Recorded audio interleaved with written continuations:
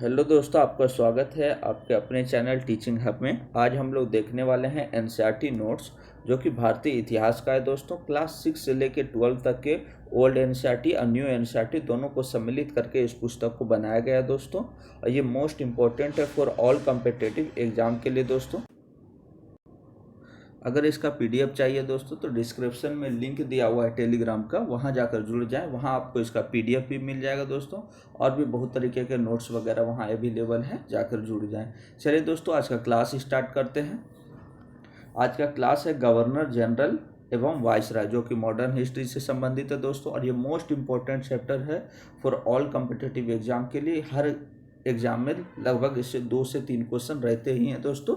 चलिए दोस्तों, देखते हैं स्रोत के रूप में किस स्रोत से लेकर इस चैप्टर को बनाया गया है। तो NCERT, new NCERT class 8 chapter 1 कैसे कब कहाँ, चैप्टर 2 व्यापार से साम्राज्य तक कंपनी की सत्ता स्थापित होती है, और old NCERT class 10 chapter 16 Bharat का स्वाधीनता संघर्ष, old NCERT class 12 chapter 2 Bharat में यूरोपियों का प्रवेश और अंग्रेजों की विजय, और चैप्टर 3 है भारत में ब्रिटिश साम्राज्य का विद्रोह, और चैप्टर 7 1858 ईस्वी के बाद प्रशासनिक परिवर्तन, और चैप्टर 13 है स्वराज के लिए संघर्ष दूसरा, जो कि 1927 से लेकर 1947। इन तमाम स्रोतों से लेकर दोस्तों ये चैप्टर को बनाया गया है। चलिए दोस्तों, आज का क्लास स्टार्ट करते हैं। गवर्नर जनरल एवं वाइसराय पद का सृजन। ईस्ट इंडिया कंपनी का कार्य संचालन 1772 ईस्वी तक बंगाल के गवर्नर द्वारा किया जाता था। मद्रास एवं बम्बई प्रेसिडेंसी में भी अलग से गवर्नर होते थे। 1772 ईस्वी के पश्चात बंगाल का गवर्नर गवर्नर जनरल हो गया, जो 1833 ईस्वी तक जारी रहा। वारेन हेस्टिंग्स प्रथम गवर्नर जनरल था। मोस्ट इंपॉर्टेंट है दोस्तों, आपको याद रखना है कि 1772 ईस्वी के पश्चात जो है पश्चिम बंगाल का उसके पश्चात जो बंगाल का गवर्नर था वही जो है गवर्नर जनरल हो गया। और प्रथम गवर्नर जनरल जो थे वो वारेन हेस्टिंग्स थे। प्रथम गवर्नर जनरल कौन थे? तो वारेन हेस्टिंग्स। 1833 से 1857 ईस्वी तक बंगाल का गवर्नर जनरल भारत का गवर्नर जनरल कहलाया। लॉर्ड विलियम बेंटिंक भारत का प्रथम गवर्नर जनरल था। तो मोस्ट इंपॉर्टेंट है दोस्तों, प्रथम गवर्नर जनरल कौन था? तो वारेन हेस्टिंग। लेकिन भारत का प्रथम गवर्नर जनरल कहा जाएगा तो लॉर्ड विलियम बेंटिंक था दोस्तों। चलिए दोस्तों, आगे देखते हैं। 1857 ईस्वी की क्रांति के पश्चात भारत के गवर्नर जनरल का पद समाप्त कर वाइसराय पद का सृजन किया गया। लॉर्ड कैनिंग प्रथम वाइसराय था। तो मोस्ट इंपॉर्टेंट है, प्रथम वाइसराय कौन थे? तो लॉर्ड कैनिंग थे। 1935 के एक्ट द्वारा वाइसराय के पद को पुनः गवर्नर जनरल बना दिया गया, जो 1950 तक जारी रहा। तो पहले दोस्तों गवर्नर था, फिर गवर्नर जनरल हुआ दोस्तों, फिर गवर्नर जनरल से भारत का गवर्नर जनरल बना, और भारत के गवर्नर जनरल के बाद वाइसराय का पद सृजित हुआ, जो कि लॉर्ड कैनिंग बने दोस्तों। और फिर उसके बाद 1935 के एक्ट के द्वारा जो है वाइसराय के पद को पुनः चेंज करके गवर्नर जनरल का पद बना दिया गया दोस्तों। चलिए दोस्तों, देखते हैं प्रमुख गवर्नर, गवर्नर जनरल एवं वाइसराय। प्रमुख गवर्नर, गवर्नर जनरल एवं वाइसराय निम्न है। सबसे पहले है दोस्तों लॉर्ड क्लाइव, जो कि 1757 ईस्वी से लेके 1760 तक रहे। फिर दूसरे कार्यकाल में 1765 से लेके 67 तक रहे। तो दोस्तों प्लासी का जो प्रथम युद्ध हुआ 1757 ईस्वी में, उसके पश्चात ही जो है अंग्रेजों का आधिपत्य क्षेत्र पर हो गया था दोस्तों। और उसी के दौरान जो है फिर से अंग्रेजी गवर्नर जनरल बनने चालू हो गए। तो प्लासी युद्ध की विजय, जो कि 1757 ईस्वी के पश्चात क्लाइव को बंगाल का गवर्नर बनाया गया। क्लाइव ने 1764 ईस्वी के बक्सर के युद्ध में सफलता के पश्चात 1765 ईस्वी में बंगाल में द्वैध शासन लागू किया, जो 1772 ईस्वी तक चलता रहा। और इसी के काल में श्वेत विद्रोह हुआ था। तो मोस्ट इंपॉर्टेंट है दोस्तों, लॉर्ड क्लाइव के इसमें याद रखना है दोस्तों कि इसी के समय प्लासी युद्ध हुआ और इसे बंगाल का गवर्नर भी बनाया गया दोस्तों। और 1764 का जो बक्सर युद्ध हुआ था वो भी इसी के समय हुआ था दोस्तों। और जो है 1765 में इसने क्या किया कि बंगाल में द्वैध शासन लागू किया। तो पूछा जाता है कि द्वैध शासन लागू किसके द्वारा किया गया था, तो लॉर्ड क्लाइव के द्वारा किया गया था, और 1765 से लेकर 1772 तक चलता रहा दोस्तों। और इसी के काल को श्वेत विद्रोह भी हुआ था, यानी लॉर्ड क्लाइव के ही कार्यकाल में श्वेत विद्रोह भी हुआ था। तो पूछा जाता है श्वेत विद्रोह किसके कार्यकाल में हुआ था, तो लॉर्ड क्लाइव के कार्यकाल में हुआ था दोस्तों। चलिए दोस्तों नेक्स्ट देखते हैं। क्लाइव द्वारा सोसाइटी फॉर ट्रेड की स्थापना की गई थी। आलमगीर द्वितीय द्वारा उसे उमरा की उपाधि दी गई थी। प्रसिद्ध राजनीतिज्ञ एडमंड बर्ग ने क्लाइव को बड़ी बड़ी नींव रखने वाला कहा था। मोस्ट इंपॉर्टेंट दोस्तों, पूछा जाता है कि उमरा की उपाधि किसने दी थी, तो आलमगीर द्वितीय जो कि मुगल बादशाह था, उसने जो है लॉर्ड क्लाइव को उमरा की उपाधि दी थी। और क्लाइव के द्वारा जो है सोसाइटी फॉर ट्रेड की भी स्थापना की गई थी। और प्रसिद्ध राजनीतिक एडमंड बर्ग जो थे, उन्होंने जो है क्लाइव को बड़ी बड़ी नींव रखने वाला गवर्नर कहा था। आइए देखते हैं दोस्तों, क्लाइव के पश्चात गवर्नर, बंगाल के गवर्नर। तो क्लाइव के पश्चात बंगाल के निम्न गवर्नर हुए। हॉलवेल जो कि 1760 में, इसे ब्लैक होल की घटना का वर्णन किया। मोस्ट इंपॉर्टेंट है दोस्तों कि हॉलवेल से एक ही पॉइंट याद रखना है कि ब्लैक होल घटना का वर्णन किसके द्वारा किया गया, तो हॉलवेल के द्वारा किया गया। वेनस्टार्ट 1760 से 1765 तक रहा। यह बक्सर युद्ध के समय बंगाल का गवर्नर था। तो बक्सर युद्ध के समय बंगाल का गवर्नर कौन था, तो वेनस्टार्ट था। ये भी याद रखना है दोस्तों। वेरलेस्ट जो कि 1767 से लेकर 69 तक, यह द्वैध शासन के समय बंगाल का गवर्नर था। यानी द्वैध शासन जिस समय था तो उसी समय जो है वेरलेस्ट जो है गवर्नर था दोस्तों। और काटियार 1769 से लेकर 72 तक, इसके काल में 1770 में बंगाल में आधुनिक भारत का प्रथम अकाल पड़ा था। मोस्ट इम्पोर्टेंट दोस्तों, पूछा जाता है कि बंगाल में जो अकाल पड़ा था आधुनिक भारत का, वो किसके कार्यकाल में पड़ा था, तो काटियर के कार्यकाल में पड़ा था। तो मोस्ट इंपॉर्टेंट दोस्तों, इन लाइनों को याद रखना है। तो द्वैध शासन के समय बंगाल का गवर्नर वेरलेस्ट था, लेकिन द्वैध शासन लाया कौन था, लॉर्ड क्लाइव लाया था। वेनस्टार्ट बक्सर युद्ध के समय बंगाल का गवर्नर था, परंतु ये नीति जो बनाया था वो कौन बनाया था, लॉर्ड क्लाइव ने बनाया था। चलिए दोस्तों आगे देखते हैं। वारेन हेस्टिंग्स जो कि 1772 से लेके 85 तक उसका कार्यकाल है दोस्तों। वारेन हेस्टिंग्स 1750 में कंपनी के क्लर्क के रूप में कलकत्ता आया तथा शीघ्र ही अपनी योग्यता से कासिम बाजार का अध्यक्ष बन गया। 1772 में हेस्टिंग्स बंगाल का गवर्नर बना। 1773 के रेगुलेटिंग एक्ट के द्वारा उसे भारत में ब्रिटिश प्रदेशों का गवर्नर जनरल बना दिया गया। तो मोस्ट इंपॉर्टेंट है दोस्तों कि जो है वारेन हेस्टिंग्स सबसे पहले जो है वो क्लर्क के रूप में ही कलकत्ता आया था दोस्तों, और उसकी अपनी योग्यता के आधार पर ही वो जो है यहाँ तक पहुँचने में ये रहा। हेस्टिंग्स बंगाल का गवर्नर कब बना दोस्तों, तो 1772 ईस्वी में बना। और 1773 का जो रेगुलेटिंग एक्ट उसी के बाद आ गया, और उसी के उपरांत जो है वारेन हेस्टिंग्स को ही ब्रिटिश प्रदेशों का गवर्नर जनरल बना दिया गया। आगे देखते हैं दोस्तों। हेस्टिंग्स के द्वारा 1772 में द्वैध शासन समाप्त करके बंगाल पर कंपनी का सीधा शासन लागू किया गया। इसी वर्ष से कलकत्ता जो कि कंपनी का प्रमुख केंद्र था, बंगाल की वास्तविक राजधानी बना। मोस्ट इंपॉर्टेंट दोस्तों, पूछा जाता है कि बंगाल वास्तविक राजधानी किसके कार्यकाल में बना, तो हेस्टिंग्स के कार्यकाल में बना। और पूछा जाता है कि द्वैध शासन लाया कौन था, तो लॉर्ड क्लाइव लाए थे। और द्वैध शासन को समाप्त किसने किया, तो वारेन हेस्टिंग्स ने समाप्त कर दिया दोस्तों। कब किया, तो 1772 में। हेस्टिंग्स की रियासतों के साथ होने वाले घेरे की नीति रिंग ऑफ फेंस का जनक माना जाता है। इसी के काल में 1784 ईस्वी में पीट्स इंडिया एक्ट पारित हुआ। मोस्ट इंपॉर्टेंट दोस्तों, पूछा जाता है कि रिंग ऑफ फेंस की नीति जो है वो किसके द्वारा चालू की गई थी, तो हेस्टिंग्स की नीति थी। वारेन हेस्टिंग्स की नीति थी, और वो किस लिए था, तो रियासतों के साथ होने वाले घेरे की नीति के लिए। और इसे ही जो है इसी के समय 1784 में पीट्स इंडिया एक्ट पारित हुआ। तो पीट्स इंडिया एक्ट कब आया, तो 1784 में। किसके समय आया, तो वारेन हेस्टिंग्स के समय। आगे देखते हैं दोस्तों। वारेन हेस्टिंग्स के सुधार निम्न हैं, यानी इन्होंने कुछ सुधारात्मक कार्य किए। देखते हैं। राजस्व सुधार। हेस्टिंग्स ने 1772 ईस्वी में राजस्व बोर्ड यानी बोर्ड ऑफ रेवेन्यू का गठन किया, जिसमें भूमि कर सुधार के अंतर्गत 1772 ईस्वी में कर संग्रहण के अधिकार उच्चतम बोली लगाने वाले जमींदारों को 5 वर्ष के लिए नीलाम कर दिए गए और 1776 ईस्वी में पंचवर्षीय व्यवस्था के स्थान पर 1 वर्षीय व्यवस्था लागू किया गया। तो पहले जो है 5 वर्षीय व्यवस्था लागू किया गया दोस्तों, और जो उच्च बोली लगाते थे उसे ही राजस्व वसूलने के लिए दे दिया जाता था। परंतु 1776 ईस्वी के बाद क्या कर दिया गया दोस्तों कि 1 वर्षीय व्यवस्था को लागू कर दिया गया राजस्व के अंतर्गत। नेक्स्ट देखते हैं न्यायिक सुधार। 1773 ईस्वी के रेगुलेटिंग एक्ट के अनुसार 1774 ईस्वी में कलकत्ता में एक सुप्रीम कोर्ट की स्थापना की गई। इसका प्रथम मुख्य न्यायाधीश एलिजा इम्पे था, जबकि 3 अन्य न्यायाधीश चैम्बर्स, लिमेस्टर तथा हाइड थे।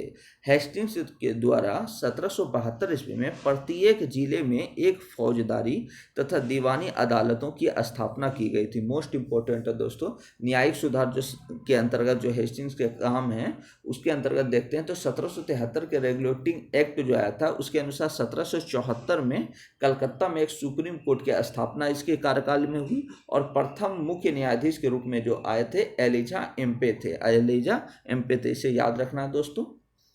नेक्स्ट देखते हैं सामाजिक सुधार। तो हेस्टिंग्स के सामाजिक सुधार के अंतर्गत सर विलियम जोन्स द्वारा 1784 ईस्वी में दक्षिण एशियाटिक सोसाइटी ऑफ बंगाल की स्थापना की गई। कलकत्ता में मुस्लिम शिक्षण के विकास के लिए एक मदरसा स्थापित किया गया। हेस्टिंग्स के शासनकाल में 7 दिसंबर 1773 ईस्वी को अवध के नवाब के साथ बनारस की संधि की गई।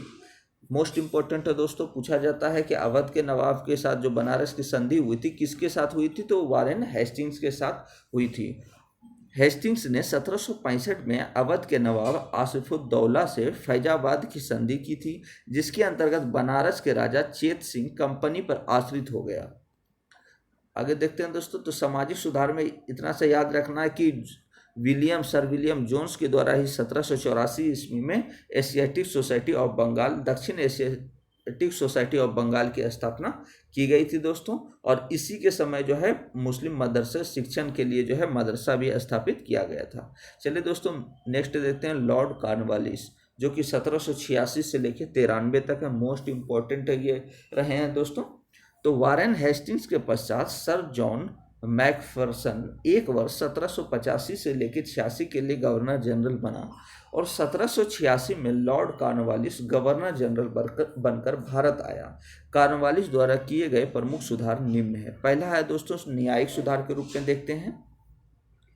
कॉर्नवालिस ने अपने न्यायिक सुधार के अंतर्गत न्याय प्रशासन तथा कर प्रशासन को पृथक कर दिया, अर्थात कलेक्टर को न्यायिक व फौजदारी शक्तियां ले ली गई और उनके पास अब केवल कर संबंधित शक्तियां ही शेष रह गई।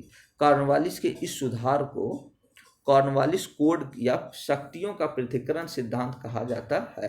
तो मोस्ट इंपॉर्टेंट है दोस्तों, पूछा जाता है कि शक्तियों का पृथक्करण सिद्धांत किसने दिया, तो लॉर्ड कॉर्नवालिस के द्वारा दिया गया। या कॉर्नवालिस कोड किसके कार्यकाल में आया, तो लॉर्ड कॉर्नवालिस के कार्यकाल में आया। और इसके अंतर्गत क्या था दोस्तों, तो इसके अंतर्गत क्या था, न्यायिक और फौजदारी शक्तियां दोनों में बंटवारा कर दिया गया दोस्तों। सिविल सेवा सुधार। कॉर्नवालिस को भारत में सिविल सेवा का जनक माना जाता है। मोस्ट इंपॉर्टेंट है दोस्तों, सिविल सेवा का जनक किसे माना जाता है, तो लॉर्ड कॉर्नवालिस को माना जाता है। सिविल सेवा परीक्षा प्रारंभ में इंग्लैंड में होती थी। सत्येंद्र नाथ टैगोर ICS बनने वाले प्रथम भारतीय थे। मोस्ट इंपॉर्टेंट है दोस्तों, पूछा जाता है कि प्रथम भारतीय जो ICS बने थे वो कौन थे, तो सत्येंद्र नाथ टैगोर थे।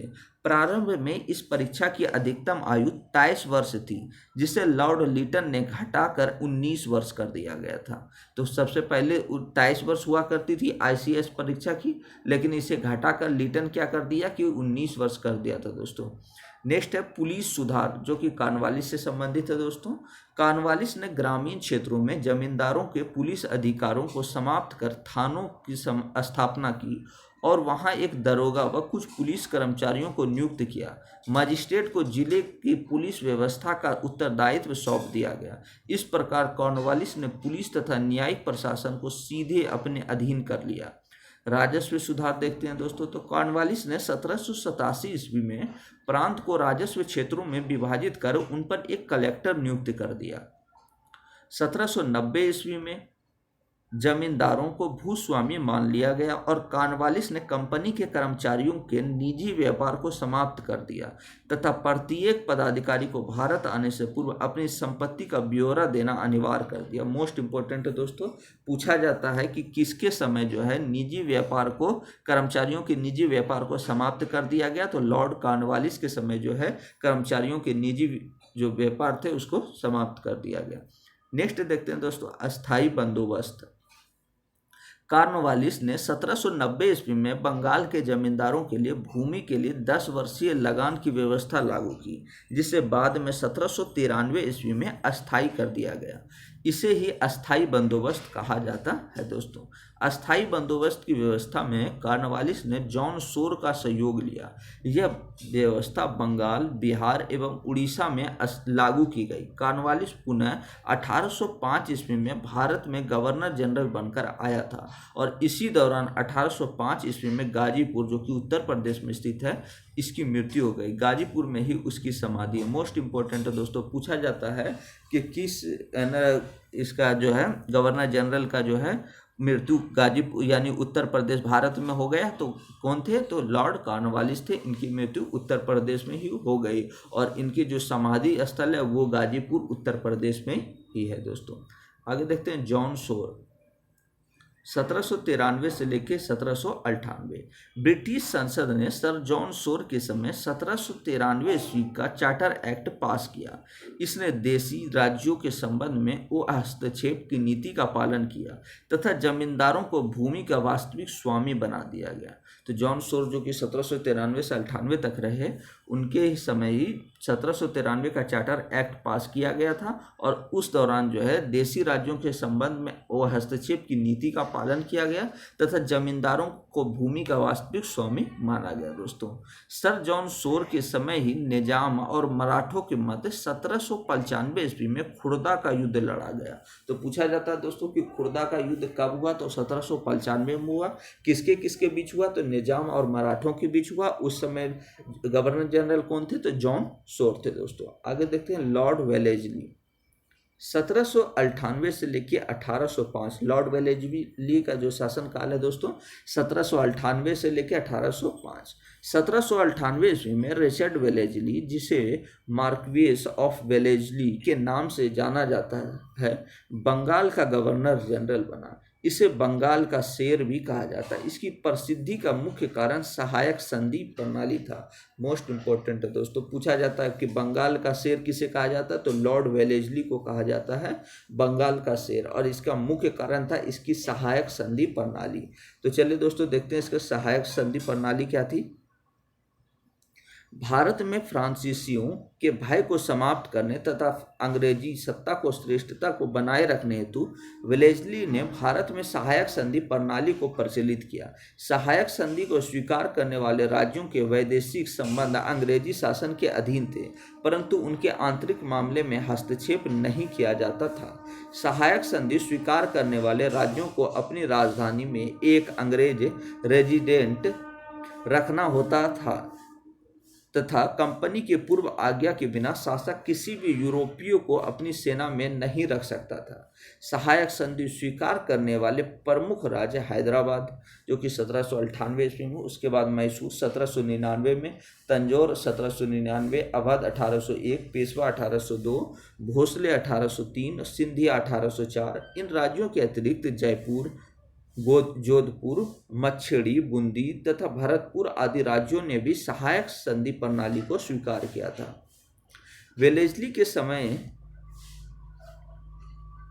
वेलेस्ली के समय ही द्वितीय आंग्ल मराठा युद्ध जो कि 1802 ईस्वी में हुआ, तो मोस्ट इंपॉर्टेंट है दोस्तों, पूछा जाता है द्वितीय आंग्ल मराठा युद्ध कब हुआ, तो 1802 में हुआ था दोस्तों। तथा पेशवा बाजीराव द्वितीय और अंग्रेजों के मध्य बसई अथवा बसीन की संधि हुई। वेलेस्ली के समय में ही चतुर्थ आंग्ल मैसूर युद्ध जो कि 1799 ईस्वी में हुआ था दोस्तों, जिसमें श्रीरंगपट्टम का दुर्ग अंग्रेजों ने जीत लिया और टीपू सुल्तान को वीरगति प्राप्त हुई थी। 1799 ईस्वी में वेलेस्ली ने प्रेस पर प्रतिबंध आरोपित किया तथा सिविल सेवकों के प्रशिक्षण हेतु 1800 ईस्वी में कलकत्ता में फोर्ट विलियम कॉलेज की स्थापना की और 1803 ईस्वी में इसने शिशु हत्या पर प्रतिबंध लगा दिया। मोस्ट इंपॉर्टेंट दोस्तों, पूछा जाता है कि किसने जो है प्रेस पर प्रतिबंध लगा दिया था, तो लॉर्ड वेलेस्ली ने प्रेस पर प्रतिबंध लगा दिया था 1799 ईस्वी में। और फोर्ट विलियम कॉलेज की स्थापना किसके समय हुई थी, तो कलकत्ता में 1800 ईस्वी में लॉर्ड वेलेस्ली के समय ही कलकत्ता में फोर्ट विलियम कॉलेज की स्थापना हुई थी। और 1803 में जो है इसी ने जो है शिशु हत्या पर पूर्णतः प्रतिबंध लगा दिया था। तो शिशु हत्या पर प्रतिबंध किसके द्वारा, लॉर्ड वेलेस्ली के द्वारा लगाया गया।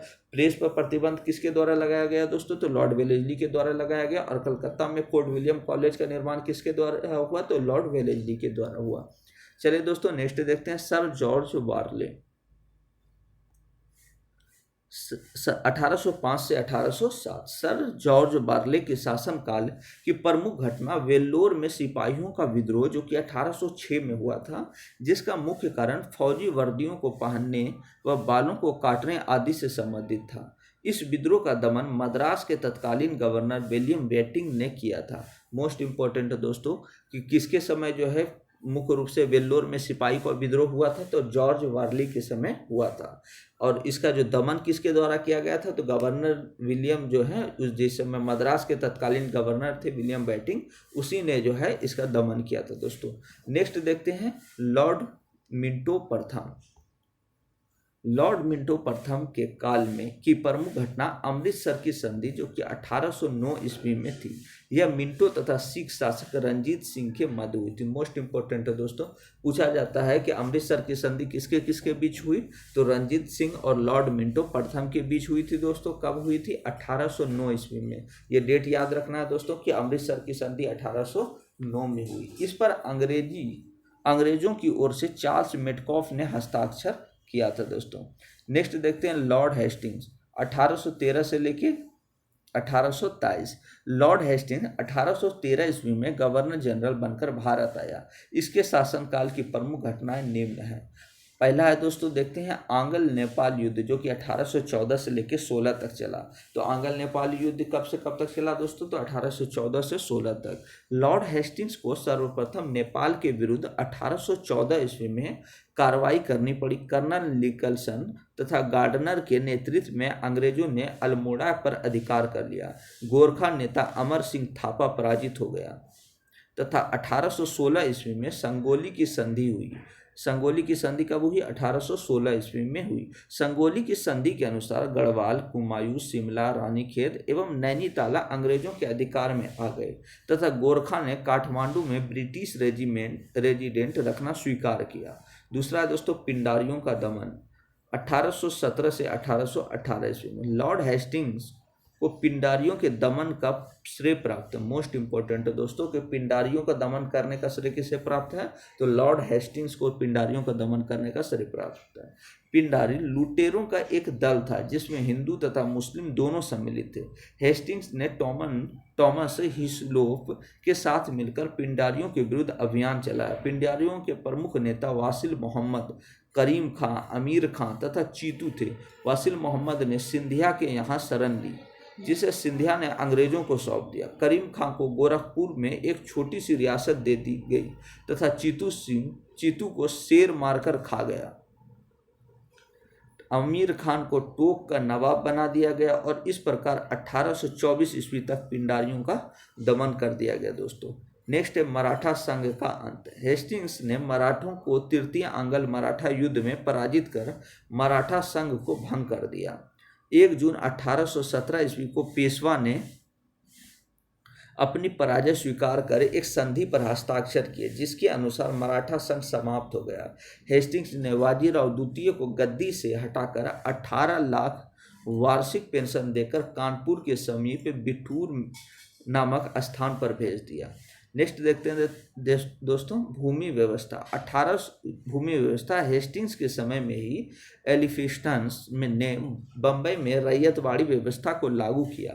बंगाल में रैयत के अधिकारों को सुरक्षित रखने के लिए 1822 ईस्वी में टेनेंसी एक्ट या काश्तकारी अधिनियम लागू किया गया। मोस्ट इंपॉर्टेंट है दोस्तों, पूछा जाता है कि टेनेंसी एक्ट या काश्तकारी अधिनियम कब आया, तो 1822 ईस्वी में आया था दोस्तों। कब आया? 1822 ईस्वी में आया। और किस लिए आया था? तो बंगाल में रैयत के अधिकारों को सुरक्षित करने के लिए आया था दोस्तों। नेक्स्ट देखते हैं लॉर्ड एम हर्स्ट, जो कि 1823 से 1828 तक थे।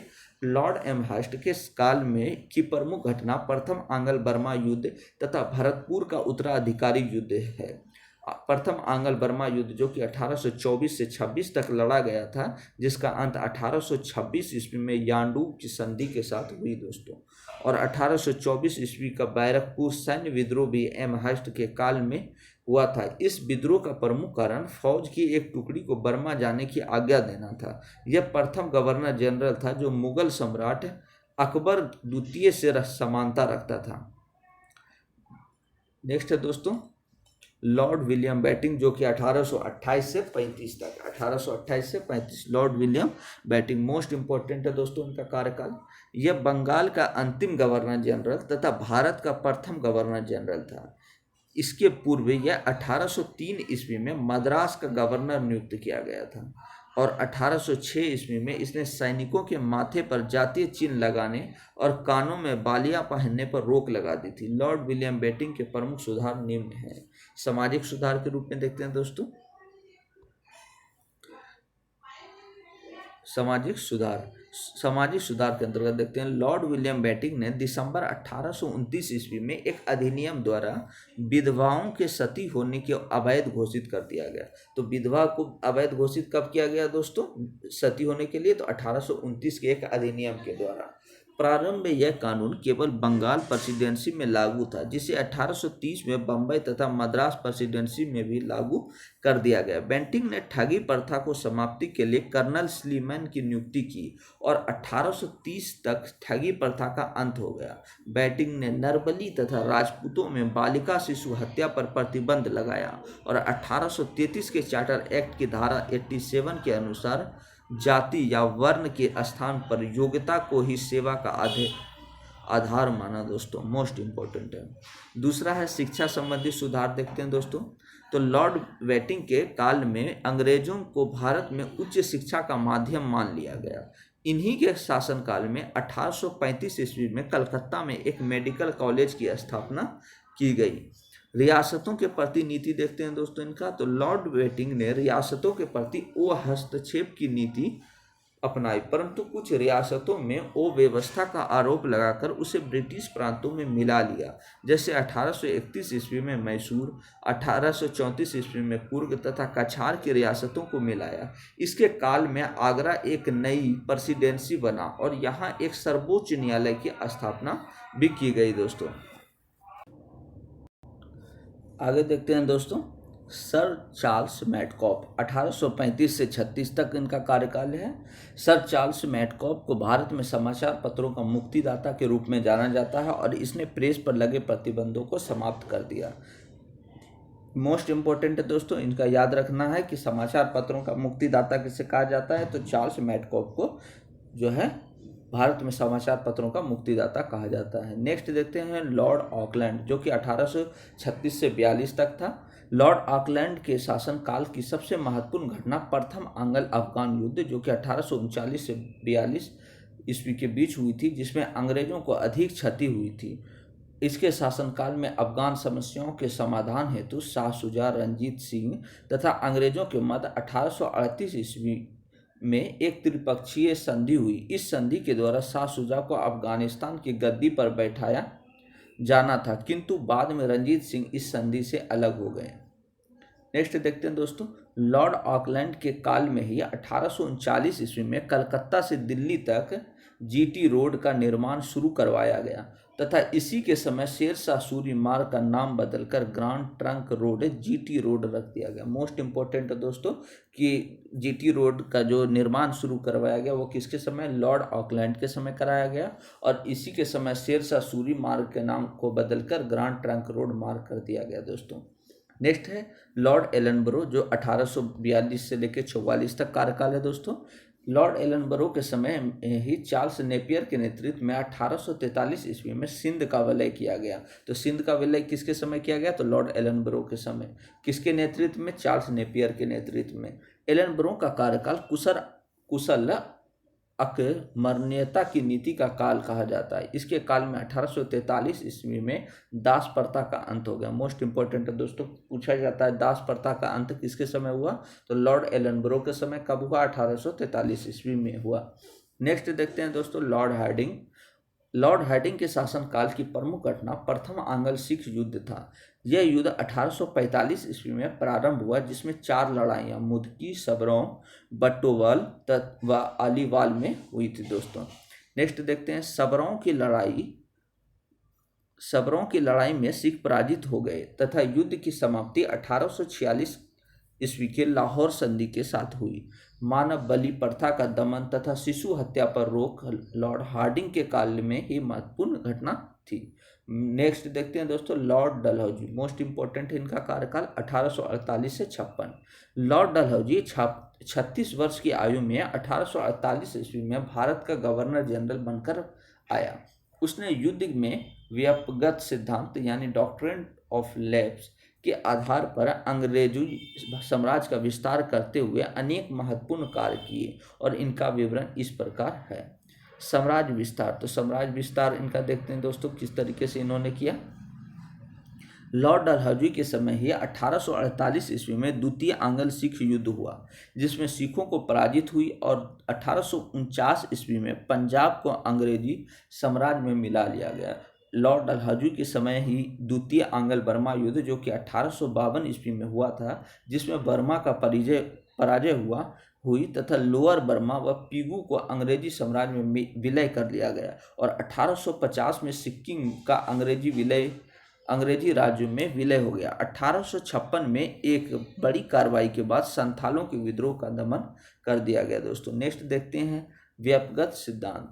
इस सिद्धांत का पालन करते हुए डलहौजी ने 1848 ईस्वी में सतारा, 49 ईस्वी में जैतपुर, संभलपुर, 50 में बघाट, 50 में जो है उदयपुर, 53 में झांसी तथा 54 में नागपुर को अंग्रेजी साम्राज्य में मिला लिया। मोस्ट इंपॉर्टेंट है दोस्तों, पूछा जाता है कि डलहौजी के व्यापकगत सिद्धांत के अंतर्गत सबसे पहले किसे मिलाया गया, तो 1848 में सतारा को, उसके बाद संभलपुर, जैतपुर को मिलाया गया दोस्तों, और फिर बघाट, और आगे इसी तरीके से मिलाया गया। मोस्ट इंपॉर्टेंट याद रखना, 1853 में झांसी को मिलाया गया दोस्तों, और अंत में ऑट्रम की रिपोर्ट के आधार पर कुशासन का आरोप लगाकर 1856 ईस्वी में अवध को अंग्रेजी साम्राज्य में मिला लिया गया दोस्तों। आगे देखते हैं प्रशासनिक सुधार। डलहौजी ने प्रशासनिक सुधारों के अंतर्गत भारत के गवर्नर जनरल के कार्यभार को कम करने के लिए बंगाल के लिए एक लेफ्टिनेंट गवर्नर का नियुक्त किया। इसके साथ ही उन नए प्रदेशों को जिन्हें हाल ही में ब्रिटिश साम्राज्य में मिलाया गया था के लिए डलहौजी ने सीधे प्रशासन व्यवस्था प्रारंभ की, जिसे नॉन रेगुलेशन प्रणाली कहा जाता है। इसके अंतर्गत प्रदेशों में नियुक्त कमिश्नरों को प्रबल रूप से गवर्नर जनरल के प्रति उत्तरदायी बनाया गया। सैन्य अधिकार देखते हैं दोस्तों। इसके अंतर्गत डलहौजी ने कलकत्ता में स्थित तोपखाने का कार्यालय मेरठ में तथा सेना का मुख्य कार्यालय शिमला में स्थापित किया। तो मोस्ट इंपॉर्टेंट है दोस्तों कि शिमला में जो है मुख्य कार्यालय सेना का किसने स्थापित किया, तो लॉर्ड डलहौजी के द्वारा स्थापित किया गया। लॉर्ड डलहौजी के समय भारतीय सेना एवं अंग्रेजी सेना का अनुपात 6:1 था, यानी 6 अगर भारतीय सेना है तो उसमें अंग्रेजी सेना 1 हुआ करती थी। नेक्स्ट देखते हैं दोस्तों शिक्षा संबंधी सुधार। उच्च शिक्षा संबंधित वुड डिस्पैच, जो कि 1854 ईस्वी में लॉर्ड डलहौजी के समय ही पारित हुआ। इसके अंतर्गत प्राथमिक शिक्षा से लेकर विश्वविद्यालय स्तर तक की शिक्षा के लिए व्यापक योजना बनाई गई। मोस्ट इंपॉर्टेंट है दोस्तों, पूछा जाता है वुड डिस्पैच कब आया, तो 1854 में आया। किसके समय आया, तो लॉर्ड डलहौजी के समय आया। नेक्स्ट देखते हैं दोस्तों रेल एवं तार। डलहौजी के कार्यकाल में भारत में 1853 ईस्वी में प्रथम रेलवे लाइन बम्बई से थाने तथा दूसरे रेलवे लाइन 1854 ईस्वी में कलकत्ता से रानीगंज के मध्य बिछाई गई। मोस्ट इंपॉर्टेंट दोस्तों, सभी लोगों को तो प्रथम रेलवे लाइन याद होता है दोस्तों कि बम्बई से थाने, लेकिन दूसरा रेलवे याद रखना है दोस्तों लाइन जो 1854 में कलकत्ता से रानीगंज के मध्य बिछाई गई थी दोस्तों।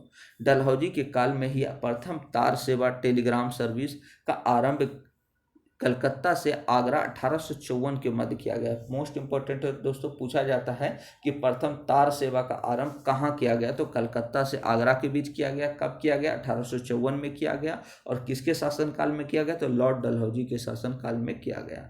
नेक्स्ट देखते हैं दोस्तों डाक सुधार। लॉर्ड डलहौजी के समय ही 1854 ईस्वी में नया पोस्ट ऑफिस एक्ट पारित किया गया, जिसके अंतर्गत तीनों प्रेसिडेंसी में एक एक महानिदेशक नियुक्त करने की व्यवस्था की गई और देश में डाक टिकटों का आरंभ डलहौजी के समय ही हुआ। मोस्ट इंपॉर्टेंट है दोस्तों, पूछा जाता है डाक टिकटों का आरंभ किसके द्वारा हुआ, तो डलहौजी के समय ही हुआ दोस्तों। आगे देखते हैं सार्वजनिक निर्माण विभाग। डलहौजी ने सर्वप्रथम एक सार्वजनिक निर्माण विभाग बनाया, जिसके अंतर्गत गंगा नहर का निर्माण कर 8 अप्रैल 1854 को उसे सिंचाई के लिए खोल दिया। डलहौजी ने ग्रांड ट्रंक रोड का निर्माण कार्य पुनः शुरू करवाया। आगे देखते हैं दोस्तों लॉर्ड कैनिंग। 1856 से 62 तक इनका कार्यकाल था। Lord Canning east India company का अंतिम गवर्नर जनरल तथा ब्रिटिश सम्राट के अधीन प्रथम वायसराय था। मोस्ट इंपॉर्टेंट है दोस्तों, इसे याद रखना है कि लॉर्ड कैनिंग ही जो है प्रथम वायसराय था और अंतिम गवर्नर जनरल था। कैनिंग के काल में विधवा पुनर्विवाह अधिनियम पारित किया गया। कैनिंग ने ही काल में 1861 में भारतीय दंड संहिता की स्थापना हुई थी तथा 1861 में प्रसिद्ध भारतीय काउंसिल अधिनियम भी पारित हुआ था। मोस्ट इंपॉर्टेंट है दोस्तों, पूछा जाता है भारतीय दंड संहिता कब आई, तो 1861 में आई और भारतीय काउंसिल अधिनियम 1861 ईस्वी में हुआ दोस्तों। कैनिंग के काल में 1857 ईस्वी का विद्रोह हुआ था तथा 1858 ईस्वी में महारानी विक्टोरिया की उद्घोषणा द्वारा ईस्ट इंडिया कंपनी का शासन समाप्त हो गया दोस्तों। और कैनिंग के समय ही भारतीय उच्च न्यायालय अधिनियम 1861 के अंतर्गत कलकत्ता, बम्बई तथा मद्रास में एक एक उच्च न्यायालय की स्थापना की गई दोस्तों। नेक्स्ट देखते हैं वुड डिस्पैच की सिफारिश पर 1857 ईस्वी में लंदन विश्वविद्यालय के अनुरूप कलकत्ता, बम्बई तथा मद्रास में विश्वविद्यालयों की स्थापना की गई। नेक्स्ट देखते हैं दोस्तों लॉर्ड एल्गिन प्रथम, जो कि 1862-63 में रहे। लॉर्ड एल्गिन प्रथम के कार्यकाल में बहावियों का विद्रोह प्रमुख घटना थी जिसे दबा दिया गया। मोस्ट इंपॉर्टेंट है दोस्तों, बहावियों का विद्रोह किसके कार्यकाल में हुआ था, तो लॉर्ड एल्गिन के कार्यकाल में हुआ था। एल्गिन की मृत्यु 1863 ईस्वी में धर्मशाला हिमाचल प्रदेश में हुई थी दोस्तों। नेक्स्ट देखते हैं सर जॉन लॉरेंस, जो कि 1864 से लेकर 69 तक थे दोस्तों। सर जॉन लॉरेंस ने अफगानिस्तान के संदर्भ में हस्तक्षेप की नीति अपनाई तथा तत्कालीन शासक शेर अली से मित्रता की। इसके समय 1866 में उड़ीसा में तथा 1868-69 में बुंदेलखंड एवं राजपूताना में भीषण अकाल पड़ा। इस काल से उभरने के लिए सर जॉर्ज कैंपबेल के नेतृत्व में अकाल आयोग का गठन किया गया और लॉरेंस के समय में ही भारत एवं यूरोप के मध्य प्रथम समुद्री टेलीग्राफ आरंभ की गई थी। इसी के काल में 1868 ईस्वी में पंजाब तथा अवध में काश्तकारी अधिनियम पारित हुआ था दोस्तों। नेक्स्ट दोस्तों लॉर्ड मेयो, मोस्ट इंपॉर्टेंट है दोस्तों, देखते हैं 1869 से 72 भारत में वित्त के विकेंद्रीकरण का आरंभ लॉर्ड मेयो के काल में हुआ था। मेयो के काल में ही 1872 ईस्वी में भारत में प्रथम बार जनगणना, मोस्ट इंपॉर्टेंट दोस्तों, जनगणना आरंभ हुई। अब मेयो द्वारा अजमेर में मेयो कॉलेज की स्थापना भी की गई थी दोस्तों। तो भारत में प्रथम जनगणना कब हुआ, 1872 ईस्वी में। किसके कार्यकाल में, लॉर्ड मेयो के कार्यकाल में। 1872 ईस्वी में एक पठान ने अंडमान द्वीप में मेयो की हत्या कर दी। मोस्ट इंपॉर्टेंट है दोस्तों, पूछा जाता है कि अंडमान द्वीप पर किस इसका वायसराय का हत्या कर दिया गया, तो लॉर्ड मेयो का जो है अंडमान द्वीप पर हत्या कर दी गई दोस्तों। लॉर्ड नॉर्थब्रुक पंजाब का प्रसिद्ध कूका आंदोलन लॉर्ड नॉर्थब्रुक के समय में हुआ था। इसके द्वारा मोहम्मडन एंग्लो ओरिएंटल कॉलेज को 10,000 का दान दिया गया था। इसके शासनकाल में ही prince of Wales kings Edward सप्तम भारत आए थे दोस्तों। आगे देखते हैं लॉर्ड लीटन। लॉर्ड लीटन एक महान लेखक तथा प्रतिभावान शासक था। साहित्य जगत में यह ओवन मेरिटेथ के नाम से जाना जाता है। मोस्ट इंपॉर्टेंट है दोस्तों, ओवन मेरिटेथ किसे कहा जाता है? लॉर्ड लीटन को। लॉर्ड लीटन के समय ही द्वितीय आंग्ल अफगान युद्ध जो कि 1868 से 80 लड़ा गया था, यह अफगानिस्तान के प्रति फॉरवर्ड यानी अग्र नीति का अनुसरण करने वाला गवर्नर था। लॉर्ड लीटन के काल की अन्य प्रमुख घटनाएं निम्न हैं। लॉर्ड लीटन के शासनकाल में 1 जनवरी 1877 ईस्वी को दिल्ली दरबार का आयोजन किया गया, जिसमें महारानी विक्टोरिया को केसरे हिंद की उपाधि से सम्मानित किया गया और इसके कार्यकाल में ही रिचर्ड स्ट्रेची की अध्यक्षता में 1878 ईस्वी में अकाल आयोग का गठन किया गया था। इस आयोग ने प्रत्येक प्रांत में अकाल कोष का गठन की सलाह दी थी दोस्तों। लॉर्ड लीटन के ही काल में 1878 ईस्वी में वर्नाक्युलर प्रेस एक्ट पारित किया गया। इस एक्ट के द्वारा भारतीय भाषा के समाचार पत्रों को प्रतिबंधित कर दिया गया और इस अधिनियम को गला घोट अधिनियम भी कहा गया था दोस्तों। वर्नाक्युलर प्रेस एक्ट पारित किया गया और इसी को गला घोट अधिनियम भी कहा जाता है दोस्तों। 1878 ईस्वी में वर्नाक्युलर प्रेस एक्ट पारित किया गया था। किसके कार्यकाल में? तो लॉर्ड लीटन के काल में। नेक्स्ट देखते हैं दोस्तों Lord Ripon. Lord Ripon Bharat का सर्वाधिक लोकप्रिय गवर्नर था। फ्लोरेंस नाइटिंगेल ने रिपन को भारत का उद्धारक की संज्ञा दी और उसके शासन को भारत में स्वर्ण युग का आरंभ कहा गया। लॉर्ड रिपन के काल से ही प्रथम नियमित जनगणना की शुरुआत 1881 ईस्वी में मानी जाती है। इसी के शासनकाल में प्रथम फैक्ट्री अधिनियम भी पारित हुआ दोस्तों। नेक्स्ट देखते हैं, इसने 1882 ईस्वी में वर्नाक्युलर प्रेस एक्ट को समाप्त कर दिया। इसके शासनकाल में 1882 ईस्वी में हंटर कमीशन का गठन किया गया और यह कमीशन प्राथमिक शिक्षा से संबंधित थी। तो मोस्ट इंपॉर्टेंट है दोस्तों, पूछा जाता है कि हंटर कमीशन का गठन कब किया गया? तो 1882 ईस्वी में किया गया और ये जो है किससे संबंधित थी? तो ये प्राथमिक शिक्षा से संबंधित थी। रिपन के काल में ही भारत में स्थानीय स्वशासन की शुरुआत हुई थी, जिसके अंतर्गत ग्रामीण क्षेत्रों में स्थानीय बोर्ड बनाए गए तथा जिला उप विभाग एवं तहसील बोर्ड बनाने का योजना बनी दोस्तों। इसके शासनकाल की एक प्रमुख घटना एल्बर्ट बिल भी थी। तो लॉर्ड रिपन के कार्यकाल की प्रमुख घटना क्या थी दोस्तों? एल्बर्ट बिल विवाद को माना जाता है। लॉर्ड डफरिन 1884 से 88। लॉर्ड डफरिन के काल की एक महत्वपूर्ण घटना तृतीय आंग्ल बर्मा युद्ध जो कि 1885 से 88 तक था दोस्तों। इस युद्ध में बर्मा की पराजय हुई। इसके काल में ही 1885 ईस्वी में बंगाल में टेनेंसी एक्ट यानी बंगाल कृषक अधिनियम पारित हुआ था, जिसके अनुसार जमींदार अपनी इच्छा अनुसार किसानों को भूमि नहीं छीन सकते थे दोस्तों। डफरिन के समय में ही 1885 में भारतीय राष्ट्रीय कांग्रेस की स्थापना हुई। मोस्ट इंपॉर्टेंट है दोस्तों। और 1887 ईस्वी में इलाहाबाद विश्वविद्यालय की स्थापना की गई। नेक्स्ट देखते हैं दोस्तों लॉर्ड लैंसडाउन 1888 से 94। लॉर्ड लैंसडाउन के समय 1891 ईस्वी में द्वितीय फैक्ट्री अधिनियम यानी एक्ट और 1892 ईस्वी में इंडियन काउंसिल एक्ट पारित हुआ। किसके समय? तो लॉर्ड लैंसडाउन के समय दोस्तों। इसी के शासनकाल में भारत और अफगानिस्तान के मध्य सीमा रेखा का निर्धारण हुआ। भारत अफगानिस्तान की सीमा रेखा डूरंड रेखा कहा जाती है। मोस्ट इंपॉर्टेंट है दोस्तों, डूरंड रेखा के जो सीमा रेखा है वो किसके समय हुई? तो लॉर्ड लैंसडाउन के समय। और किसके किसके बीच है? तो भारत और अफगानिस्तान के बीच। नेक्स्ट देखते हैं दोस्तों लॉर्ड एल्गिन द्वितीय। लॉर्ड एल्गिन द्वितीय के कार्यकाल 1896 ईस्वी में उत्तर प्रदेश, मध्य प्रदेश, बिहार तथा पंजाब के हिसार में भयंकर अकाल पड़ा, जिसका प्रभाव 2 वर्षों तक रहा। इन अकालों की जांच के लिए 1898 ईस्वी में जेम्स लॉयल की अध्यक्षता में एक अकाल आयोग का गठन किया गया दोस्तों। एल्गिन के समय में ही 1893 ईस्वी में एक अफीम आयोग का गठन किया गया। इसने भारत के विषय में लिखा था, भारत को तलवारों के बल पर जीता गया था और तलवार के बल पर ही इसका रक्षा की जाएगी। मोस्ट इम्पोर्टेंट है दोस्तों, पूछा जाता है कि ये कथन किसका है कि भारत को तलवारों के बल पर जीता गया था और तलवार के बल पर ही इसकी रक्षा की जाएगी, तो लॉर्ड एल्गिन का ये कथन था दोस्तों। नेक्स्ट देखते हैं लॉर्ड कर्जन 1899 से 1905, ये भी मोस्ट इम्पोर्टेंट है दोस्तों। लॉर्ड कर्जन ने भारत में अनेक महत्वपूर्ण कार्यों का संपन्न किया। उसके द्वारा भारत में किए गए कुछ सुधार निम्न हैं। पहला रूप में देखते हैं दोस्तों विदेश नीति।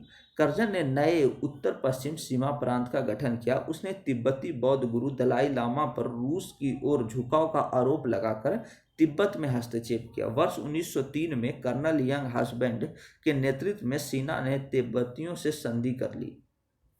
नेक्स्ट देखते हैं दोस्तों शिक्षा में सुधार। कर्जन ने थॉमस रेले के अधीन वर्ष 1902 ईस्वी में एक विश्वविद्यालय आयोग का गठन किया।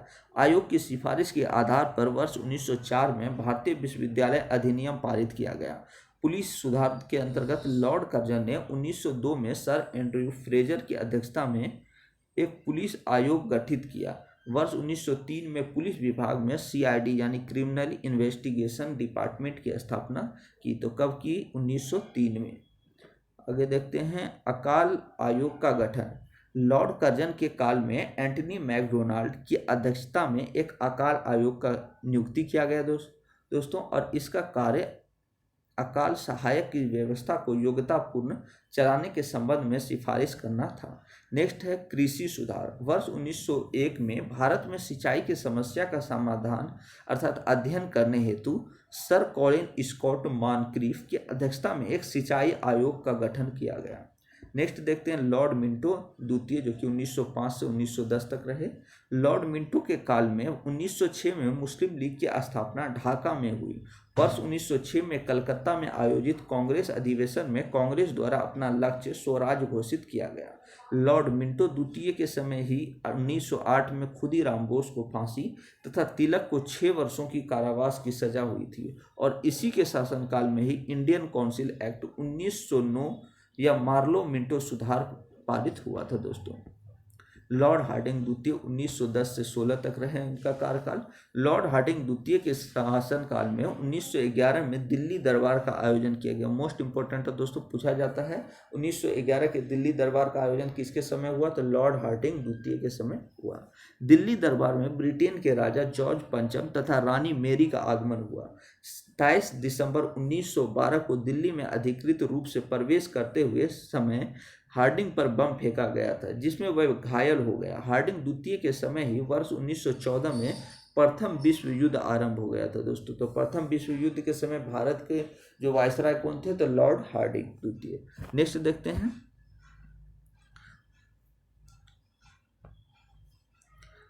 वर्ष 1916 में लॉर्ड हार्डिंग द्वितीय ने बनारस हिंदू विश्वविद्यालय को अपनी स्वीकृति प्रदान की थी दोस्तों। नेक्स्ट है लॉर्ड चैम्सफोर्ड 1916 से 21। लॉर्ड चैम्सफोर्ड के समय में ही 1916 में होम रूल लीग का गठन हुआ तथा इसी समय पूना में महिला विश्वविद्यालय की स्थापना हुई, और वर्ष 1917 में शिक्षा पर सैडलर आयोग की नियुक्ति हुई। मोस्ट इंपॉर्टेंट है, सैडलर आयोग कब है? 1917 में। किसके समय? लॉर्ड चैम्सफोर्ड के समय। इसी के काल में 1919 का रॉलेट एक्ट पारित किया गया। 13 अप्रैल 1919 को जालियांवाला बाग हत्याकांड की घटना हुई और भारत सरकार अधिनियम 1919 पारित किया गया। चैम्सफोर्ड के शासनकाल में ही खिलाफत आंदोलन, असहयोग आंदोलन तथा तृतीय अफगान युद्ध हुआ। मोस्ट इंपॉर्टेंट है दोस्तों, ये सारा कार्यकाल चैम्सफोर्ड का ही था, जिसके समय खिलाफत आंदोलन, जालियांवाला हत्याकांड, असहयोग आंदोलन और तृतीय अफगान युद्ध हुए थे। नेक्स्ट देखते हैं लॉर्ड रीडिंग 1921 से 26। लॉर्ड रीडिंग भारत में आने वाला एकमात्र यहूदी वायसराय था। यहूदी वायसराय कौन था? Lord reading. इसके शासनकाल में एक वर्त कमीशन की अनुशंसा पर रेल बजट को आम बजट से अलग कर दिया गया।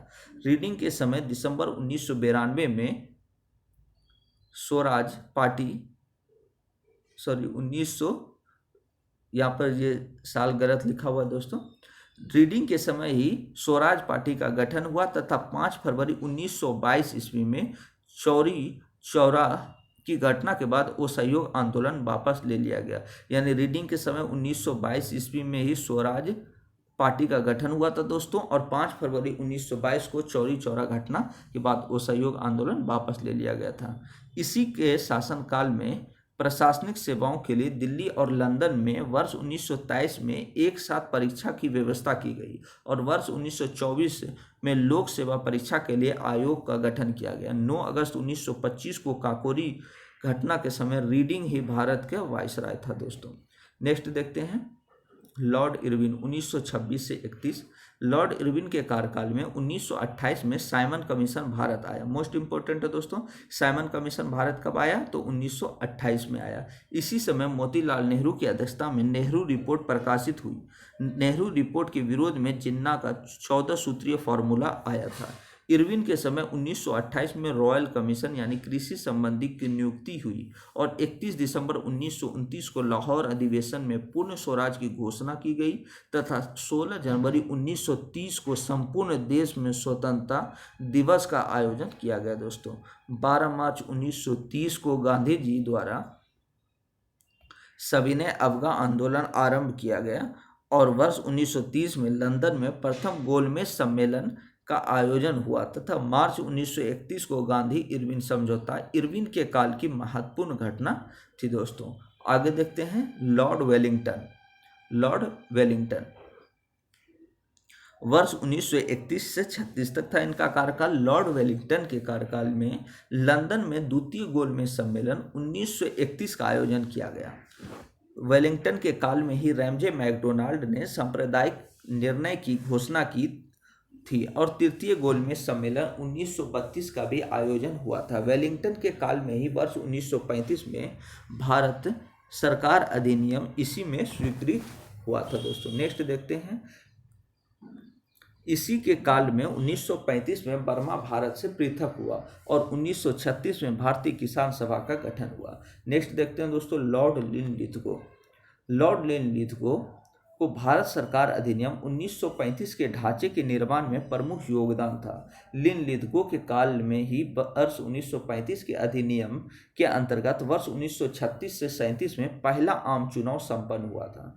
लिनलिथगो के काल में ही 1 सितंबर 1939 को द्वितीय विश्व युद्ध आरंभ हुआ, और इस युद्ध में भारतीयों की सक्रिय सहयोग प्राप्त करने के उद्देश्य से इसने भारतीय नेताओं के समक्ष 8 अगस्त 1940 को एक प्रस्ताव रखा, जिसे अगस्त प्रस्ताव रखा कहा जाता है।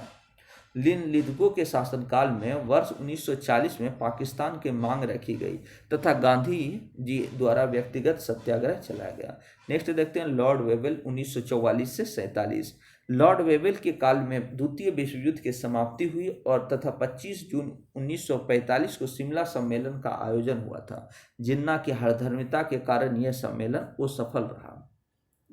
वेवेल के ही काल में मार्च 1946 में कैबिनेट मिशन भारत आया। मोस्ट इंपोर्टेंट है दोस्तों, कैबिनेट मिशन भारत कब आया? मार्च 1946 में। इस योजना के अनुसार अंतरिम सरकार की व्यवस्था की गई। वेवेल ने के ही काल में आज़ाद हिंद फौज के सैनिकों पर नवंबर 1945 ईस्वी में लाल किले में मुकदमा चला, तथा 18 फरवरी 1946 को नौसैनिक विद्रोह हुआ। तो नौसैनिक विद्रोह कब हुआ दोस्तों? ये पूछा जाता है एग्जाम में कि 18 फरवरी 1946 को। लॉर्ड माउंटबेटन 1947-48 तक इनका कार्यकाल रहा दोस्तों। मार्च 1947 में वेवेल के स्थान पर लॉर्ड माउंटबेटन ने कार्यभार संभाला। माउंटबेटन ने 3 जून 1947 को माउंटबेटन प्लान की घोषणा की, जो भारत में विभाजन से संबंधित था। 4 जुलाई 1947 को इटली द्वारा भारतीय स्वतंत्रता विधेयक ब्रिटिश संसद में प्रस्तुत किया गया, और 18 जुलाई 1947 को ब्रिटिश संसद द्वारा पारित कर दिया गया। विधेयक के अनुसार भारत और पाकिस्तान नामक 2 स्वतंत्र राष्ट्रों के निर्माण की घोषणा की गई, और 14 अगस्त को पाकिस्तान तथा 15 अगस्त 1947 को भारत स्वतंत्र हुआ। स्वतंत्रता के पश्चात लॉर्ड माउंटबेटन को स्वतंत्र भारत का प्रथम गवर्नर जनरल बनाया गया दोस्तों। और सी राजगोपालाचारी जो कि 1947 से 48 तक रहे दोस्तों। जून 1948 से जनवरी 1950 तक सी राजगोपालाचारी स्वतंत्र भारत के भारतीय गवर्नर जनरल थे दोस्तों। और इनके ही शासनकाल में 26 नवंबर 1949 को संविधान को अंगीकृत किया गया तथा 26 जनवरी 1950 को लागू भी कर दिया गया। दोस्तों, ये भारत के प्रथम भारतीय गवर्नर जनरल तथा भारत के अंतिम गवर्नर जनरल भी थे। दोस्तों, मोस्ट इंपॉर्टेंट था दोस्तों। इन तमाम चैप्टरों को बेहतर से 1 से 2 बार रिवाइज कर लें दोस्तों। और इसका PDF चाहिए तो डिस्क्रिप्शन में लिंक दिया हुआ है दोस्तों, टेलीग्राम से जुड़ जाएं दोस्तों। और प्लीज़ चैनल को लाइक एंड सब्सक्राइब करें दोस्तों। थैंक यू दोस्तों।